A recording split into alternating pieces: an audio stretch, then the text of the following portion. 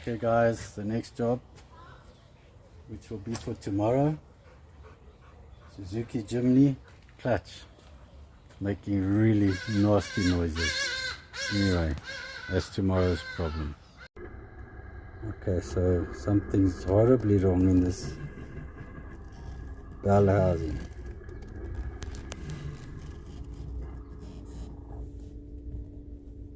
So the moment the clutch pedal is released, there's no noise.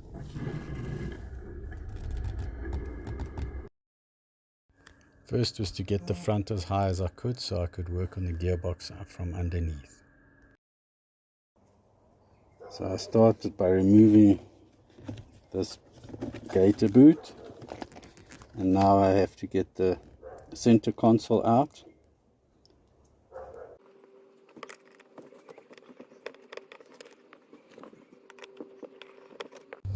So once we've got this bracket undone, there's two 14mm bolts. There's one, and then one on the other side there. That will release this, and then the gearbox has to drop down and slide back in order to get to the clutch. We can't slide the gearbox back obviously with this in, and there's not enough space between here and there, so we'd have to drop the gearbox to get it to slide back.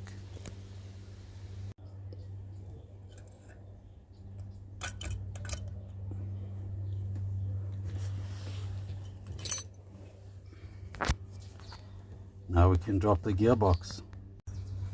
Okay guys, I just want to encourage you, put all your bolts in a container. I use, obviously in this case, I'll use one container for inside bolts, and then I'll use one for underneath the car for the bolts on the gearbox and whatever other bolts come from the engine bay side.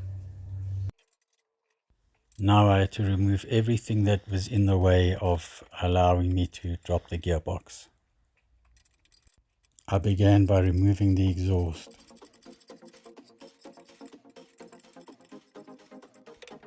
Next was the drive shaft.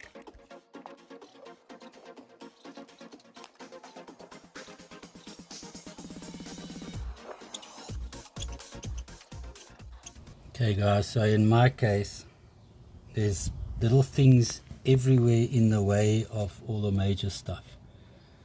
So you can see behind this wire, there's the bolt, one of the bolts for the bell housing, then another bolt for the bell housing. There's 4 on the other side, 2 for the clutch cable, and then obviously the one on the top and the one on the side. And there's just so many of these brake pipes and brake lines and other wires and cables in the way. So now I'm unbolting this bracket to take these wires off, so hopefully I'll be able to get more space to undo that bolt over there. Okay, so here I am in the late hours of the evening, still on the Suzuki Jimny. There's one bolt on the bell housing that I can't get undone. I can't get it undone from the bottom, can't get it undone from the top. There's little brake lines in the way, and there's on the top there's the inlet manifold is in the way. So for me, looks like I've got to remove the inlet, because, and I don't know if you're going to see it, this bolt and the one on the other side gave me tremendous trouble.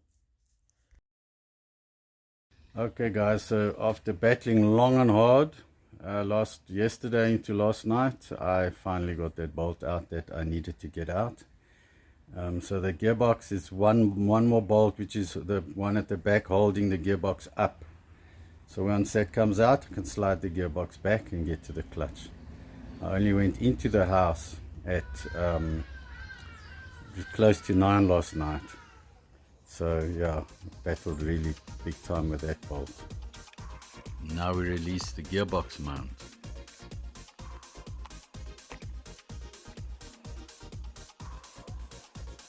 So now with the gearbox pushed back, we can get to the clutch finally. Felt like it took forever.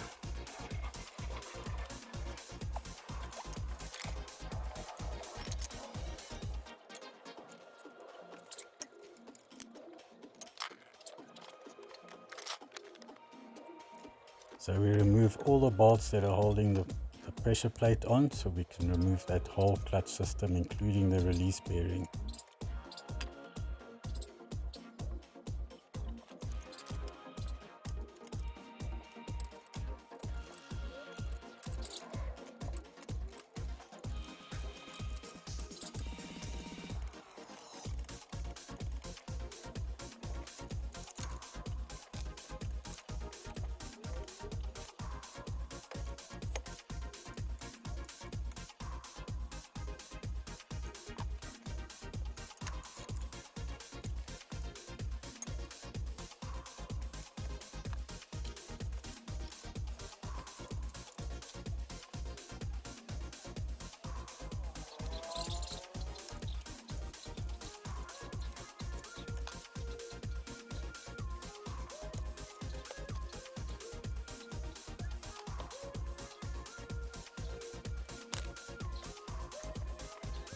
The flywheel needs a bit of cleaning, but nothing too serious.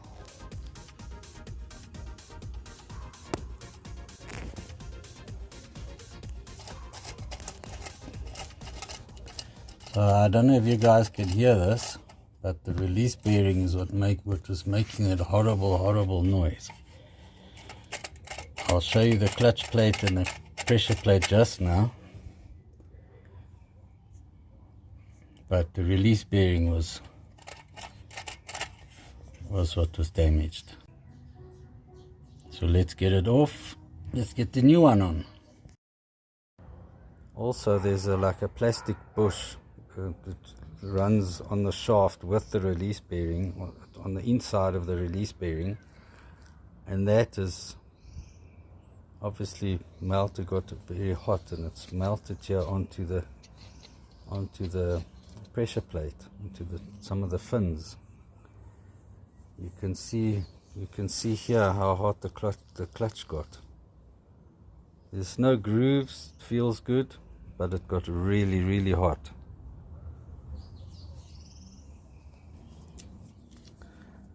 So the clutch plate doesn't look too bad, if I'm honest.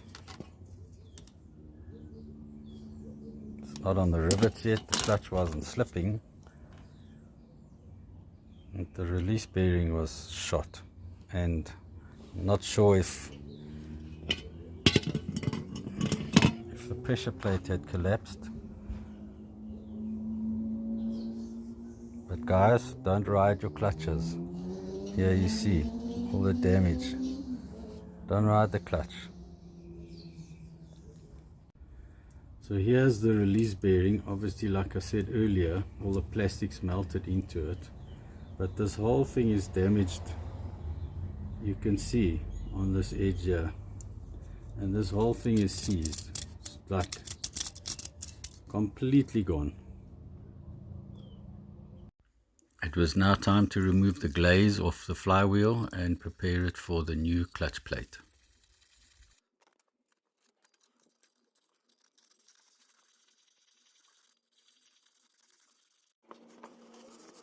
With some degreaser, I now cleaned the flywheel.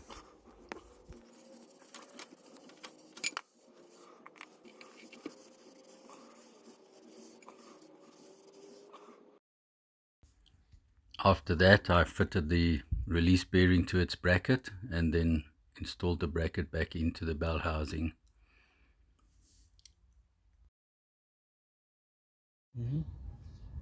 Okay, so now I'm using the line-up tool to line up the clutch plate with the engine so that this shaft will go straight in.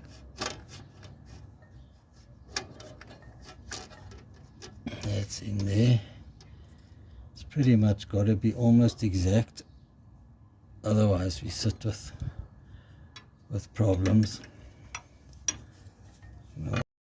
Once you have the clutch plate in place, you can proceed to tighten down the pressure plate bolts.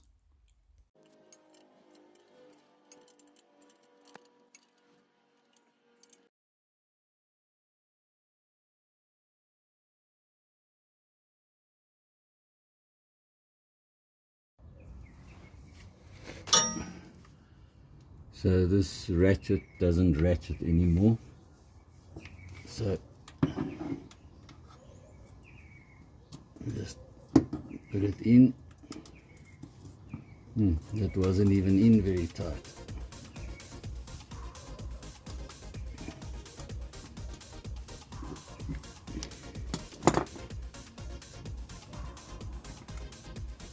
So this is replacing the gearbox oil that I lost when I took the drive shaft out.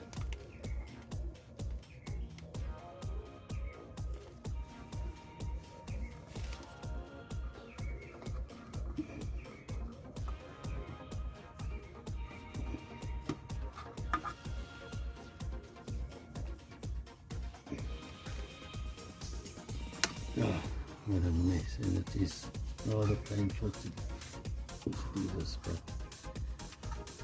it has to be done.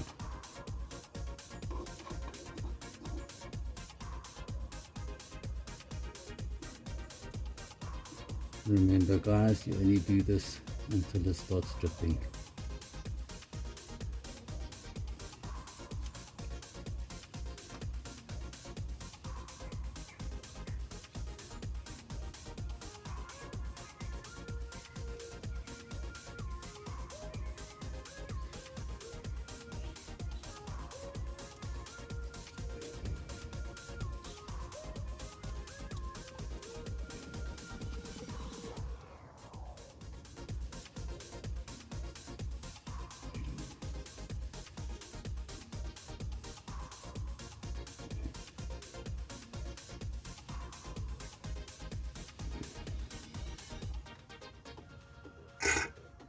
Okay, let's get some more.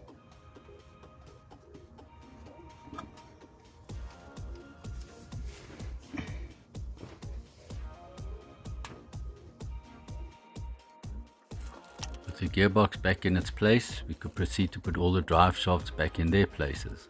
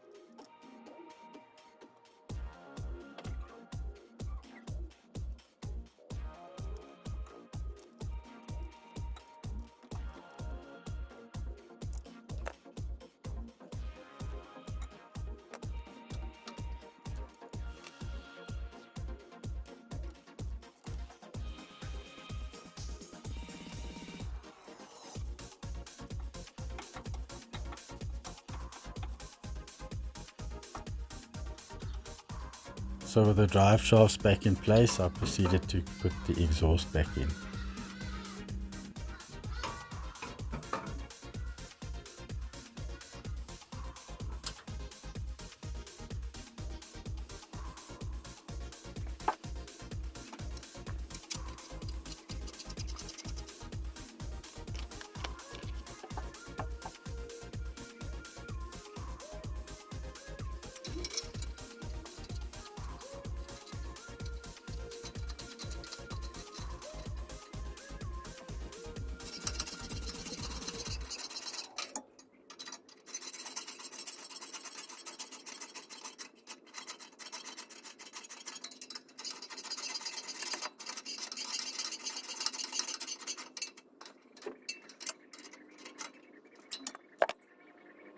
With the exhaust properly back in, we move back into the interior and finish up there.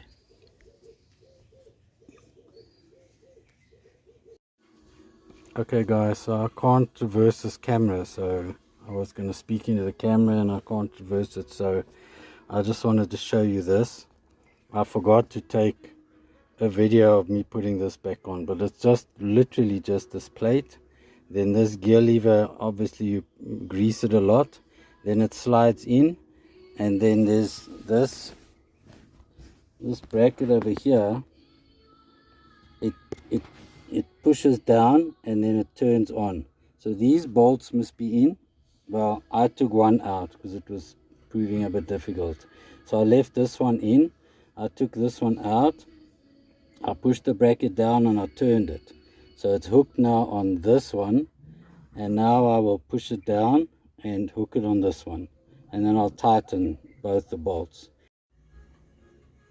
So I've put this cover back on already. 4 screws, 1, 2 and 2 on the other side, and that bracket underneath this is just for the screws actually. It's not doing anything else. So now we get the rubber back, the rubber boot. I don't know if I'll be able to do it with one hand.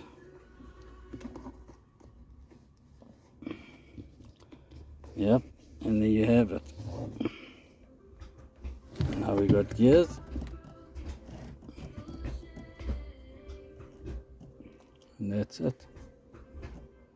Okay, that's reverse. Awesome.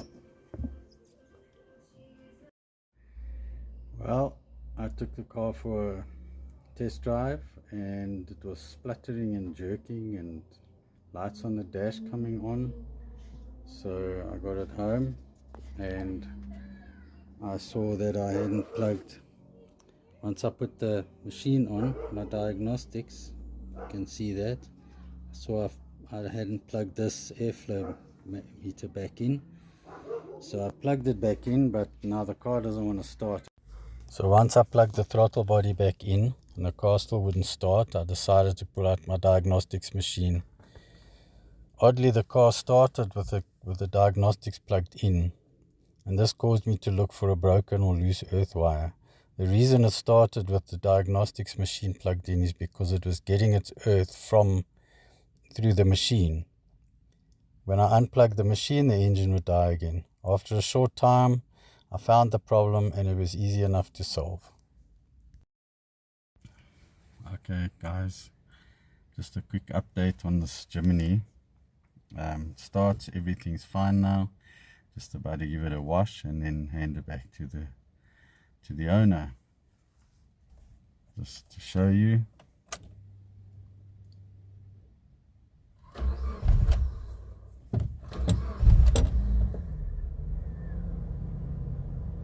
Beautiful.